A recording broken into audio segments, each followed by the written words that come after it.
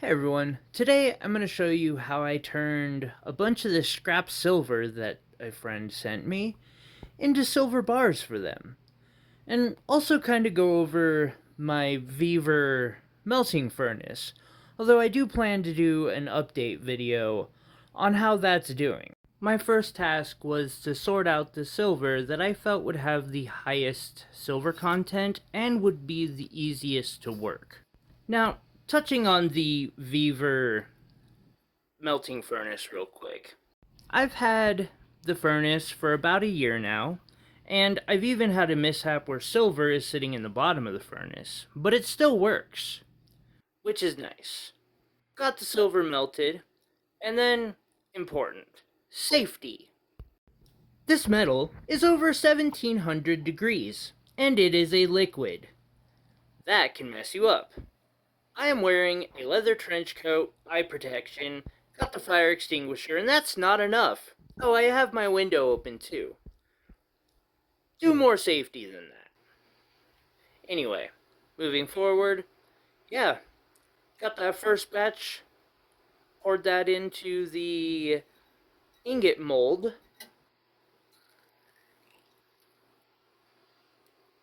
Then I kind of proceeded to celebrate, because that was the biggest bar of silver I have ever poured. Now, of course, I had to clean it up a little bit, and this was my experimenting phase still with this. Normally, I use the melting furnace for my casting machine. But once I get these bars cleaned up, which is a little bit of a process, they don't look bad. They don't need to look great for this particular project. And so next it was on to the next batch. Now this was silver of different types. I didn't know if some of these might have some weird alloys or not that are difficult to work, which probably didn't matter to the person I was making them for, but couldn't help myself. And really, it was, a bit of the same process. Furnace gets hot, metal melts, take molten metal, pour it into metal that's still hot, but not that hot. And boom, another bar. However, these were the easy ones, and now it was time for a more difficult melting.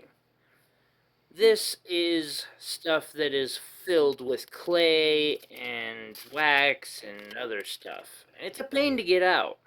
It took me a little bit of work. That is a metal rod in the middle of that piece. And so yeah, you just get out all of the things that aren't silver, and you find this really thin sheet. But that still is an ounce of silver.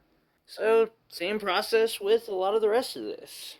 Knife handles, etc. After I get all that out, I start cutting it into little pieces and I fill up the melting furnace. However, in the end, there wasn't quite enough room.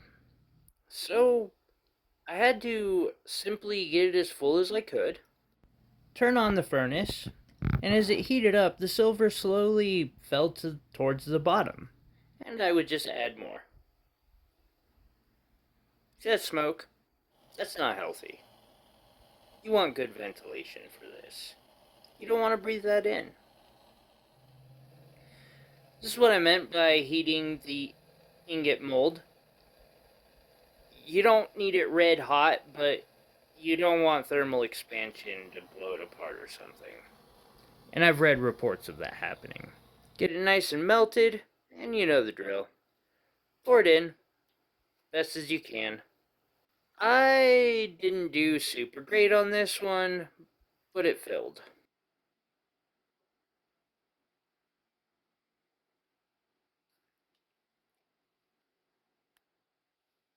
Now, I do want to give a little warning that everything involved with this is kind of hot. Like, yeah, you don't want to touch that.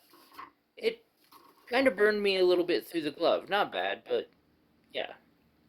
Anyway, got 15 ounces of silver out of it. Pretty fun project. I hope y'all enjoyed. I look forward to catching you in the next one.